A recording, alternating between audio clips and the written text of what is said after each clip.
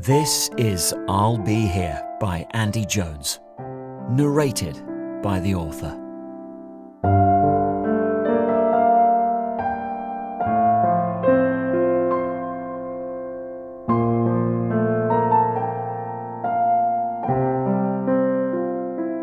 Too fast, then too slow. The service felt like it was over before it had begun. I didn't know the name of the vicar presiding over it. We had met a couple of times before. I missed his name the first time and it felt rude to ask again. Alice and me, we were never really church-going people. But I know my daughter wanted a vicar there and she had introduced us a few weeks ago. He looked at his watch at least 4 times during his talk, putting in pauses in the right places, raising his eyes up to the room every now and then, speaking about Alice as if he knew her, word perfect on the script Jane had provided him, smiling over to me occasionally, then looking at his watch.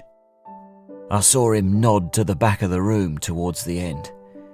It wasn't an obvious nod, just subtle, hardly noticeable, but I saw it. It was a subtle thing telling the pallbearers for the next service that yes, we'll be done shortly. No big deal. Nearly there. I know you've got jobs to do. It wasn't a crematorium. It was a factory. As I saw Alice's coffin go down, it felt like she was on a conveyor belt. He went first, walking away before the last syllable of his speech had barely passed his lips, nodding to the coffin, resisting the urge to just keep going, forcing himself to stand still in front of it and stop, just stop for 1 second, then gesturing for me and Jane to do the same. I took my time. If I didn't take my time at this moment, well, why was I even there? I looked at the coffin, but I could see the vicar in the corner of my eye, waiting, smiling, but impatient. Jane tugging me to leave with her. I placed my hand on the coffin. Goodbye, my darling. Jane walked me on and into the sunshine of the day.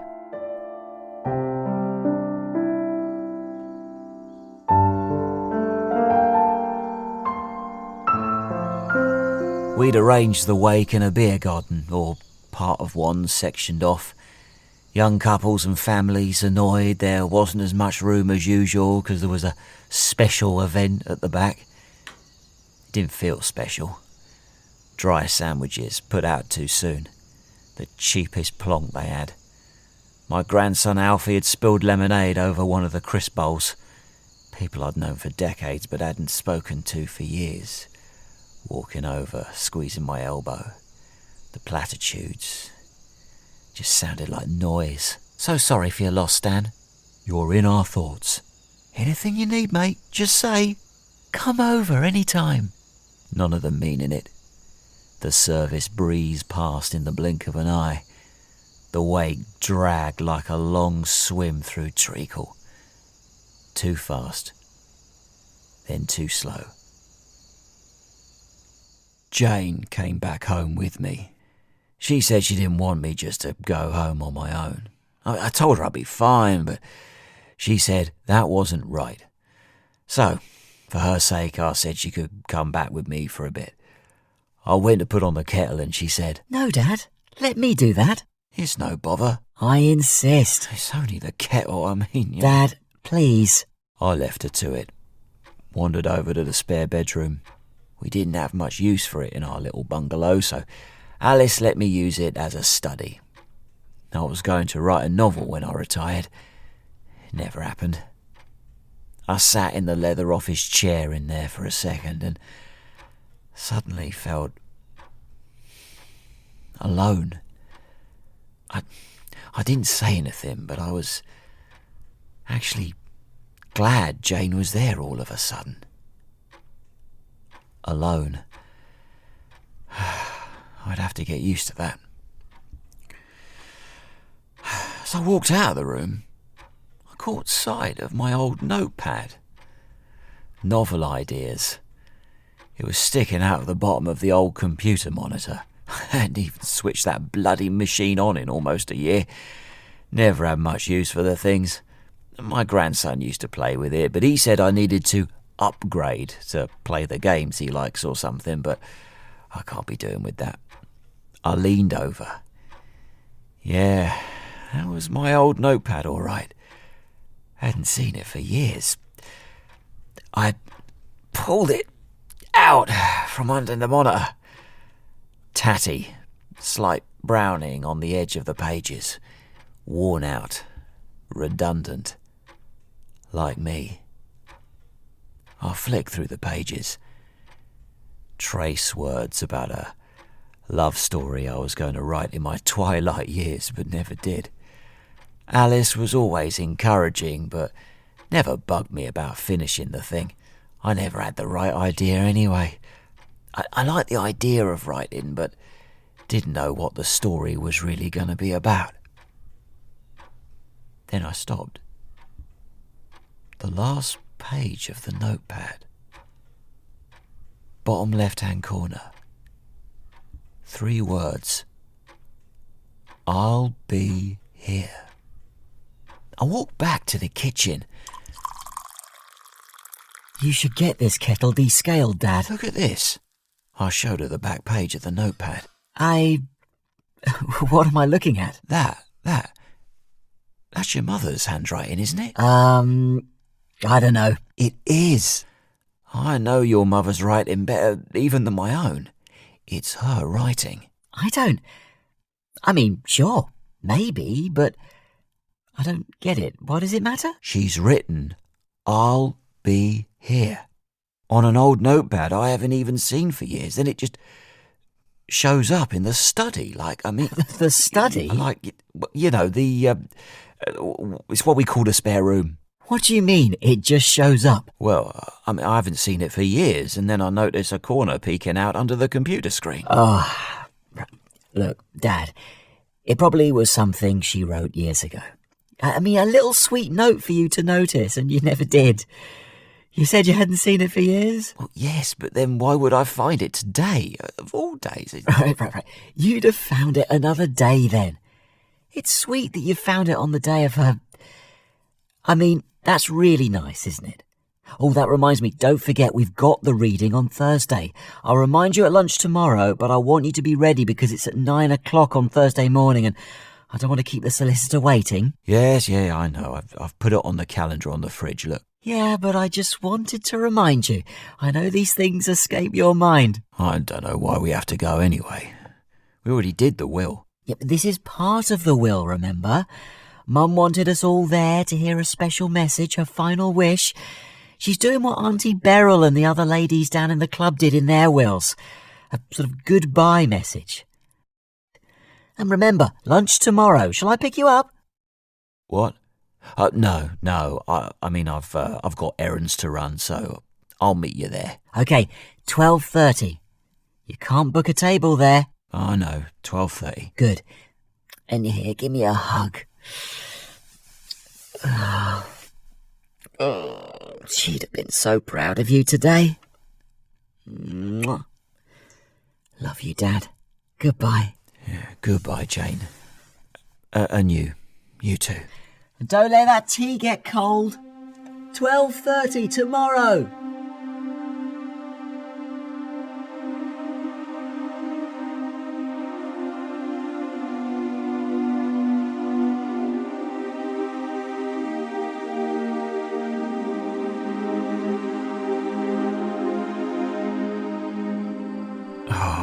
Half 1 in the morning. The bed hadn't felt right since she went into hospital a month ago. It felt worse now.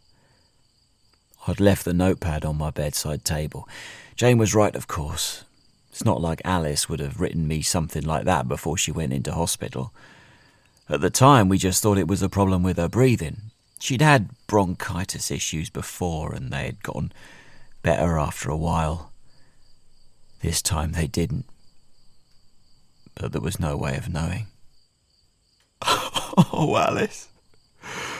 My Alice. I couldn't cry at the funeral. The factory production line, one in, one out. But now it was just me. And I ached. I just wanted to touch her once more. I just wanted to hear her voice again. Even if it was just for a second.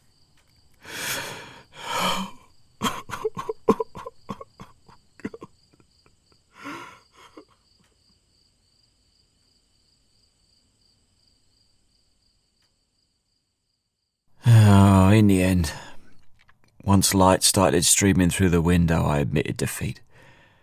No point in just lying there if I wasn't going to get any sleep. I felt tired now. I was actually properly up, though, zoning out the TV, but it was nice having some noise in the background. Still not dressed. Cornflakes had gone soggy. I hadn't even moved for 2 minutes. I sat there at the breakfast table, dressing gown, slippers, on my own in front of the TV. Is this my forever now?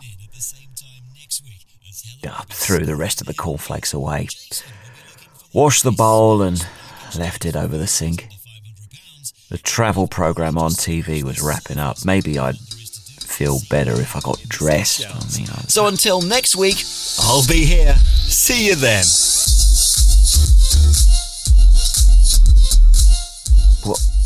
What did he say? I'll be here. I suddenly thought of Alice and the notepad. Oh, stop overthinking, old man. You'll lose your marbles if you're not careful.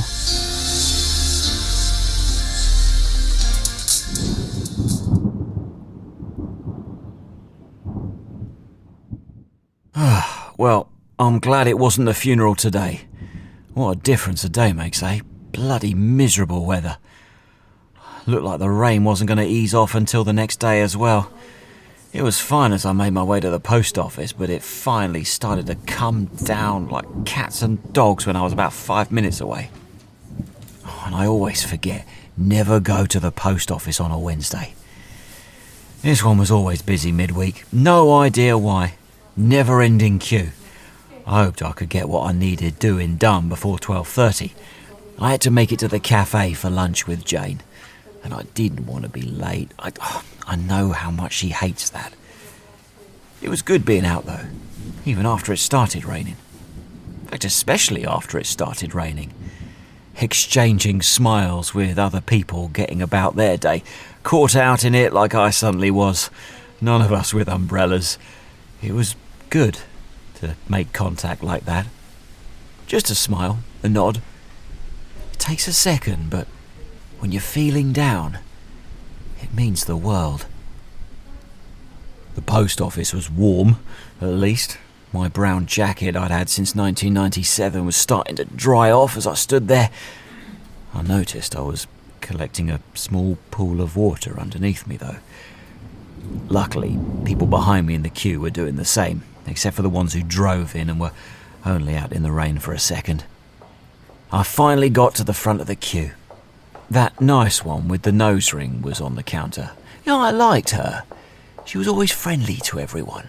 Unlike the grumpy cow who worked weekends, she knew my name and I was too embarrassed to ask her for hers, as I'm sure she told me a few years ago. Hello, Stan. Hello, lovely. How are you? Oh, I've been better, love. Been better. This weather, isn't it? My app said it was going to be sunny again today. I know. Tell me about it. I think it clears up again tomorrow. Later. Oh, something to look forward to then. What can I do for you, lovely? Oh, yes. Let me get... here you go. Licence fee renewal. Okay, do you have the top half of the form on you? Oh, no, only that bit?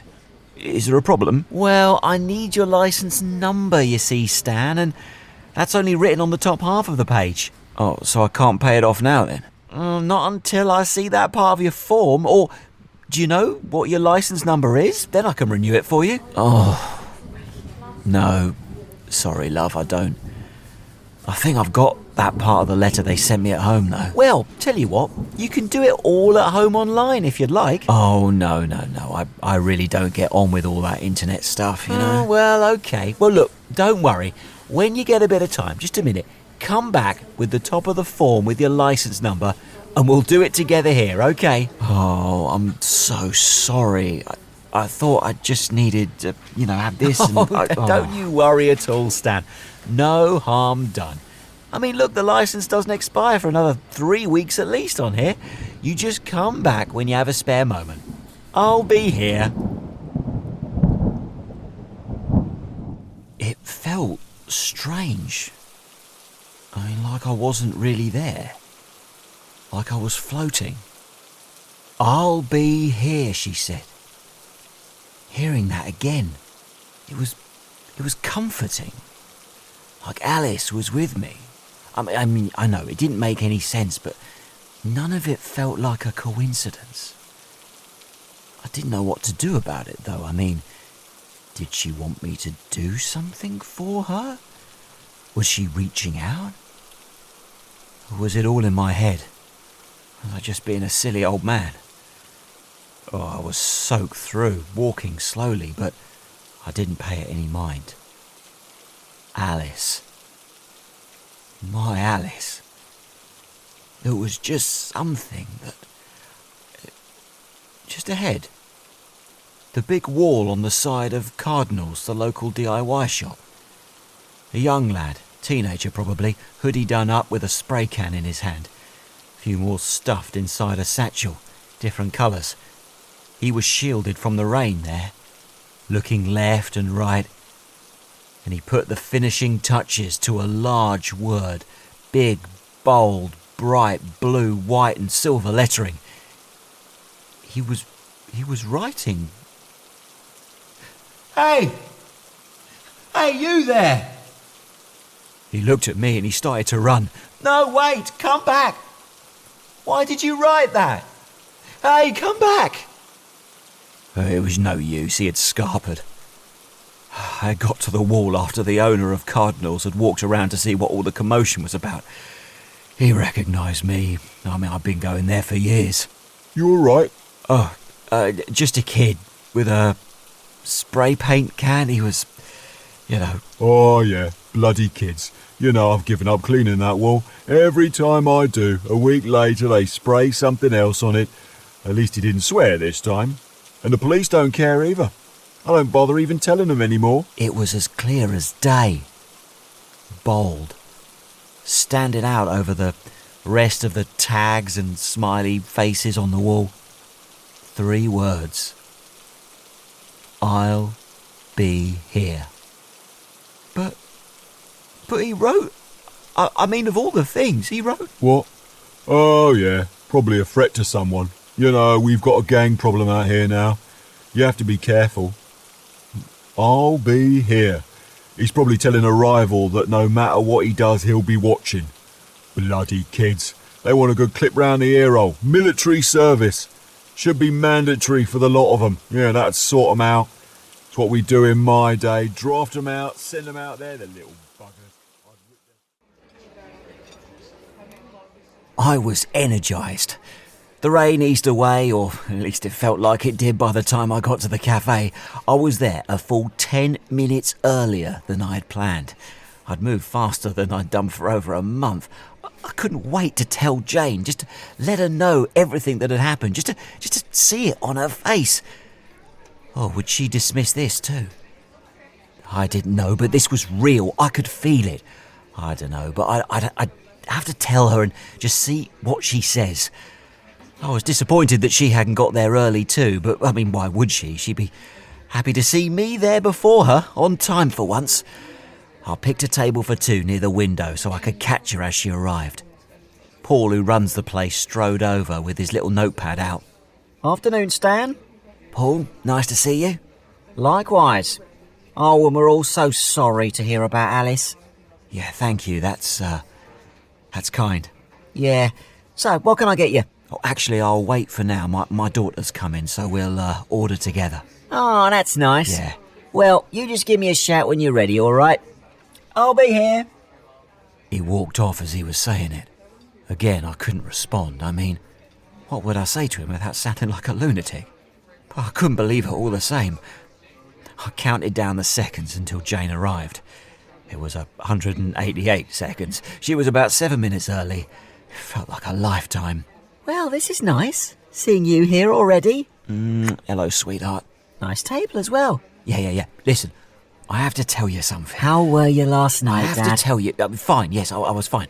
I mean, I didn't sleep, but, that's Oh, not really... Dad, I know it's hard, but it will get better. Yes. Yeah, but listen, it's the strangest thing. That note from Alice, from your mum. Again? I told you, Dad. She could have written that At any time, yes, I know, but that's not the point. I keep hearing it. Someone said it on TV. That girl with the nose ring at the post office. Paul just said it to me now. And the graffiti. Right, there was graffiti. This kid was just... Dad, keep your voice down. People are looking. Sorry. I'm just saying that there's got to... Look, I know things are not great at the moment, and that you're upset. I mean, we're all upset. No, I'm not upset. This isn't what I was... That doesn't matter. Dad, seriously. I'll be here. Like she's communicating from beyond the grave. Think how silly that is. But the post office girl and Paul just now. I mean, It's only because of yesterday and that note. You're listening out for it now. It's a common phrase, isn't it? People probably say it all the time, and now you've latched onto it. You're pricking your ears up, every time you hear it. I sat back. I should have known she wouldn't want to hear it. Look, Mum would want you to be happy. That more than anything. This is not going to help. It's not healthy. Seriously, Mum could have written that note at any time. It could have meant anything. Don't read too much into it. It can't be a coincidence. It just can't. I know it feels like it now, but it is a coincidence. Don't let yourself get bogged down in this. It's unhealthy to wallow. It's the last thing she'd want you to do, to latch yourself onto, a random phrase? What are you going to do? Jump around the place like a crazy person every time some waiter or bus driver says this to you? You can't live your life like that, Dad. Yeah, I suppose you're right. I understand, though, I do. It's nice to think that Mum wanted to reach out to you one last time. But think about that. She's doing it for real. What?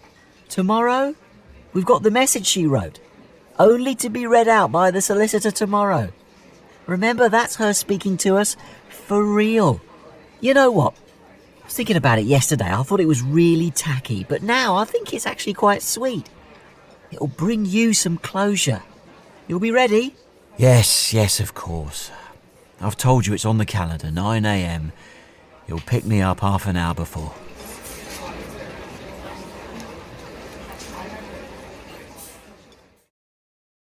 It was far too early when I got up, fed and dressed before 7.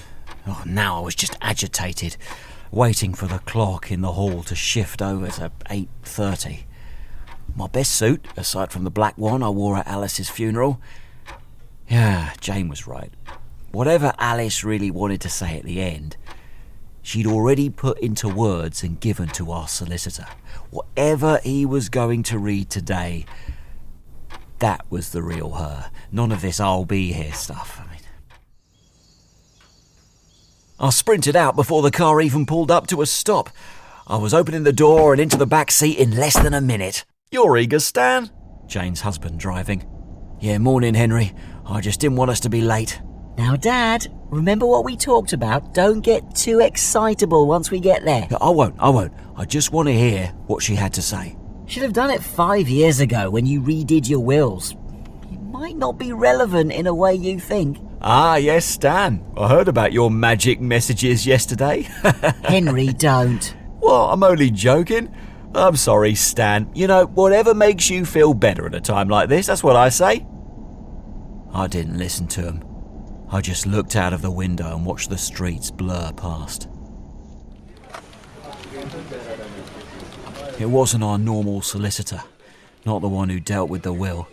He was obviously too busy to see us for something like this. Too important, I imagine. He had some posh clerk or something like that take us to his desk in the open plan office. Sorry for the wait. We filed away the details and hadn't realised there was still this bit of it to do. It's all the rage now with older people, particularly the women, liking to leave a little note to the family to be read after the services and after everything is sorted. Very nice, isn't it? So, let's see. You must be Stan Yes. and Jane. Hello. Okay, so that's all sorted. Is there a problem? No problem. It's just quite short. Some of them go on for a bit. Yes, that sounds like Mum. No mucking about. Right. To be read to my darling husband and daughter, yada yada yada. Okay, here we go. So, is it okay for me to start? Yes. Right. Hello both. If you're hearing this for the first time, then a posh man in a pinstripe suit is sitting across from you in that awful open plan office, and I must have finally kicked the bucket. Oh dear. Oh, sorry about that. Oh, no. I mean, that's fine. She certainly had a way with words. Anyway, I'll continue. She says, I wanted you to hear this once the funeral was out of the way, as I know how much Stan would have been fretting about all of that, and is in no doubt glad to see all of that nonsense over with. She's got you there, Dad. Yes, she has. Firstly, to Jane, my darling girl. I fell head over heels in love with you from the moment I first cradled you in my arms. We've had our disagreements in the past, but we never let that get in the way of our happiness. I'm so proud of you and the career you forged, your gorgeous children and your hubby, who scrubbed up pretty well in the end. I only ask one thing of you now. Look out for your father. There's nothing but love in his heart for you and for those around him, but I imagine he'll get himself worked up over the littlest of things when I'm not around, and I'll need you to be there for him. Oh. I will, Mum. And Stan, you old bugger. Oh, dear. Yes. If you're hearing this, then I'm the lucky one who left you behind, instead of the other way around. I know that will be unimaginable to you. You hated us renewing these wills as it made you think about the end. I know you didn't want to write one of these, and I totally understand. All I can say is thank you. Thank you for making me the happiest woman on earth for all these years. Now listen up. I worry about you becoming too insular after I've gone, and we can't have that. Instead, I want you to stay in the moment whenever you can and live your best life. Find happiness in every little thing. The happiness is there if you choose to look for it. Keep your memories of me close, and even when you're going through difficult times, just know that I'll be here. And that's where it ends. Oh my God. Are you all okay? Oh God. Can I get you a glass of water? Hello? I didn't need Jane and Henry to come in and sit with me. I didn't know what we'd say even if they did. I wished them goodbye and got out of the car and was through the front door before they knew it. They had no words to describe what they had heard. None of us did. My heart had finally stopped pounding and I was breathing normally again. I felt okay. Actually, I felt great. I picked up the newspaper off the front mat and sat down with it in my easy chair. The second story on page 4 was about some famous bloke retiring as artistic director of a theatre in London or something. They quoted him saying, "Though I step down in my current role, my passion for this venue will live with me throughout. Even though I won't be running things, rest assured, I'll be here." There she is again. Later, after a spot of lunch, I was pottering in the study again. There it was, my old notepad. Long forgotten ideas for a romantic novel I'd never got round to writing in my retirement. But I had the ideas now. I sat there and opened it up. Went to the back page. It was still there. Bottom left-hand corner. "I'll be here." Alice's handwriting. No doubt. I kissed the words on the notepad and then looked out to the brilliant blue sky from the window. Yes, my sweet. And one day I hope to see you again.